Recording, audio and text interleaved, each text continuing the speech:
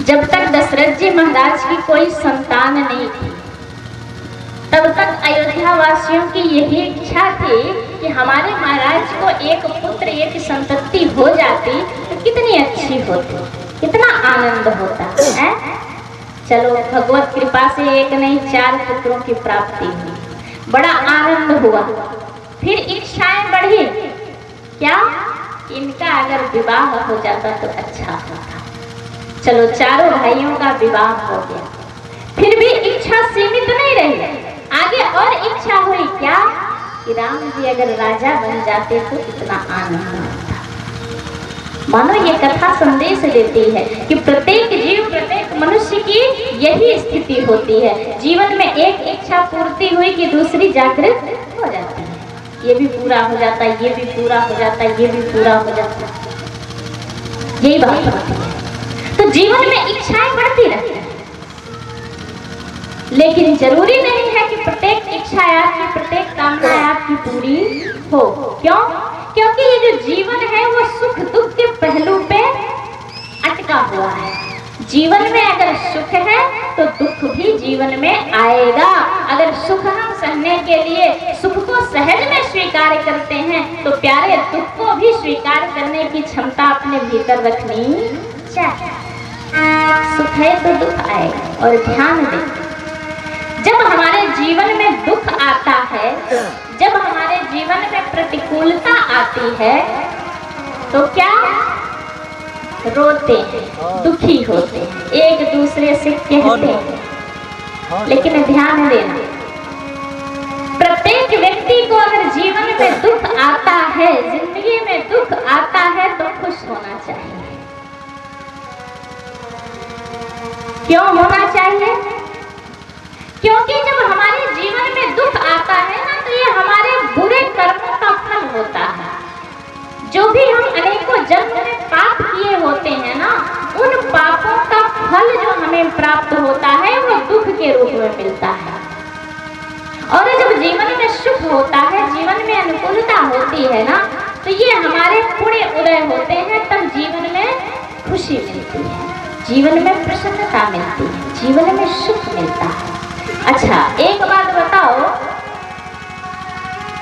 पाप कट रहा हो तब प्रसन्न होना चाहिए या पुण्य समाप्त हो रहा हो तब प्रसन्न होना चाहिए? प्रसन्नता तो तब होनी चाहिए ना जब हमारे पाप कट रहे हैं। और पाप का फल क्या है? दुख। तो दुख में प्रसन्न होना चाहिए कि नहीं? दुख में तो प्रसन्न होना चाहिए कि हे ठाकुर तेरी कृपा है कि तू मुझे दुख देकर के मेरे पापों की समाप्ति कर रहा है, इसलिए हम बहुत प्रसन्न हैं। लेकिन उल्टा होता है, करते लोग उल्टा है, दुख आता है तो रोते रहते हैं, सुख आता है तो बड़े प्रसन्न होते हैं। अरे सुख आए प्यारे जीवन में तो दुखी रहा करो। क्यों? क्योंकि ये तो हमारा पुण्य खत्म हो रहा है, और जब पुण्य समाप्त हो जाएगा तो पाप का फल हमें दुख मिलेगा। इस कारण से प्यारे दुख में हमेशा मुस्कुराते रहो, प्रसन्न रहो कि हमारे पाप तो समाप्त हो रहे हैं। ये स्थिति होनी चाहिए। तो कामनाएं कभी समाप्त नहीं होती हैं। यही अयोध्या वासियों की स्थिति है, एक के बाद एक कामना होती रहती है। लेकिन कहते हैं इतने धर्मात्मा राजा हैं श्री दशरथ जी महाराज कि किसी को कहने का सामर्थ्य नहीं है कि महाराज ये हमारे हृदय की इच्छा है कि श्री सीताराम जी महाराज सिंहासन पे विराजमान हो, राजा के रूप में युवराज पद पे बैठे और हम लोग अपने नेत्र को सफल करें। किसी की ये स्थिति अथवा किसी की ये हिम्मत सामर्थ्य नहीं है कि कोई महाराज से कह सके। क्यों? सवाल तो तभी उठता है ना जब किसी प्रकार से हमारा नुकसान हो अथवा जो हम चाह रहे हैं वो ना हो। समाज में आवाज तो तभी उठती है ना, लेकिन नहीं, यहाँ क्या है? बोले यहाँ स्वयं दशरथ जी महाराज अपनी प्रजा का पालन पोषण ऐसे करते हैं, उनकी रक्षा सुरक्षा देखभाल इस प्रकार से करते हैं कि किसी को किसी चीज का अभाव अथवा कोई कमी, किसी भी बात की तकलीफ नहीं है। तो बोलो विरोध कोई कर सकता है? सब कुछ जब मिल रहा हो तो फिर कैसे कह सकता है कि नहीं ये कमी है, इस कारण से आप अपने पद से हट जाओ। जब किसी प्रकार का अभाव होगा तभी तो लोग कहेंगे, इसलिए कोई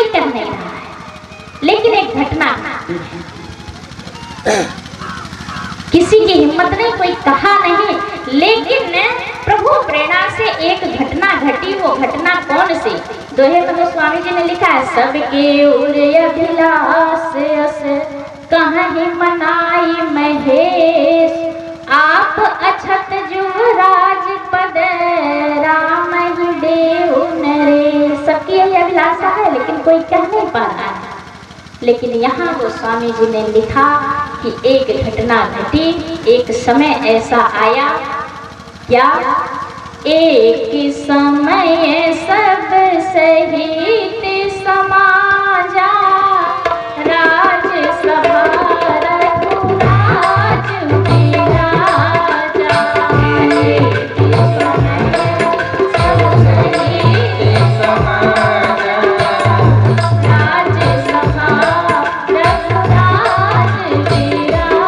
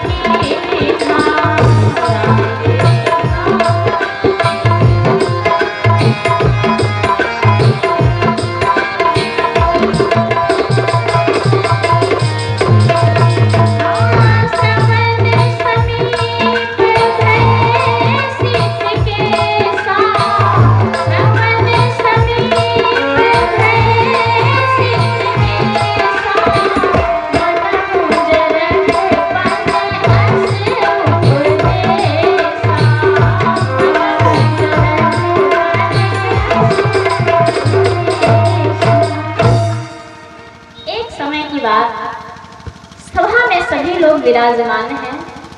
दशरथ जी महाराज भी सभा में विराजमान हैं, अपने सिंहासन पे बैठे हुए हैं। कहते हैं, स्वभाव से ही राय सुभाय मुकुर कर लीना।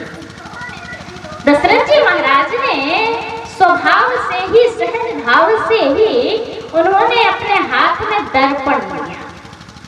अच्छा जरा विचार करो, हम आपको घर से कहीं बाहर जाते हैं तो घर पे ही शीशा और देख करके बढ़िया मेकअप करके निकलते हैं, क्यों? ऐसा तो नहीं संग में शीशा यहाँ लोग लेकर के बैठे हो और जब मन करे तो उठा करके देख लिया समाज। बोलो अच्छा कहा जाता है क्या? आप कथा सुनने बैठे हो और बार बार शीशा निकाल करके अपना मुंह देखो तो बोलो आपको कोई अच्छा कहेगा? हैं? कितने लोग हैं जो अच्छे कहेंगे? हाथ ऊपर करें।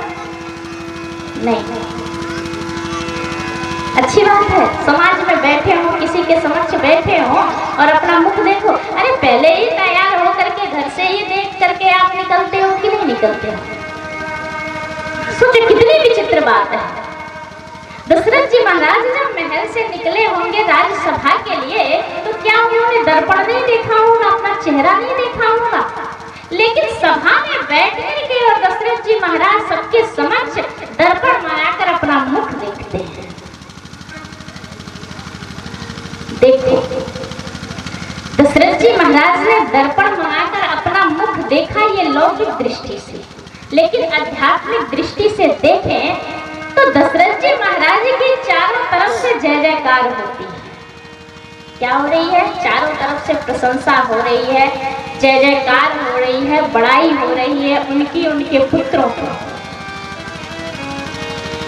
जब भी जीवन में हमारी प्रशंसा हो, जय जयकार हो, बड़ी बड़ाई होने लगे तो ध्यान देना, अपने आप में झांक करके देखना चाहिए। मन रूपी दर्पण में देखना चाहिए कि हम इस योग्य हैं कि नहीं है, अथवा झूठी ही कोरी ही हमारी प्रशंसा की जा रही है। ध्यान देना, प्रशंसा कौन कर रहा है इस पे भी विचार करना चाहिए। कोई अच्छा व्यक्ति हमारी प्रशंसा कर रहा हो तो अच्छी बात है। क्यों? क्योंकि कहीं ना कहीं उसे अपनी खासियत हमारे भीतर दिखाई दे रही है, जिस कारण से हमारी प्रशंसा कर रहा है। कोई चोर अगर आपकी प्रशंसा करे तो सावधान हो जाना, खुश मत होना। क्यों? अगर ये चोर हमारी प्रशंसा कर रहा है तो कहीं ना कहीं हमारे भीतर इसकी क्वालिटी नजर आ रही है, जिस कारण से ये हमारी प्रशंसा कर रहा है।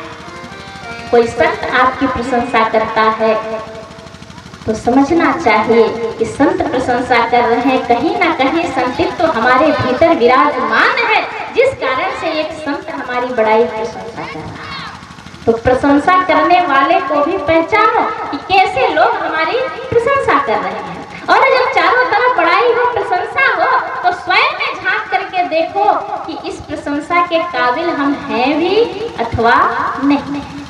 दशरथ जी ने वही किया।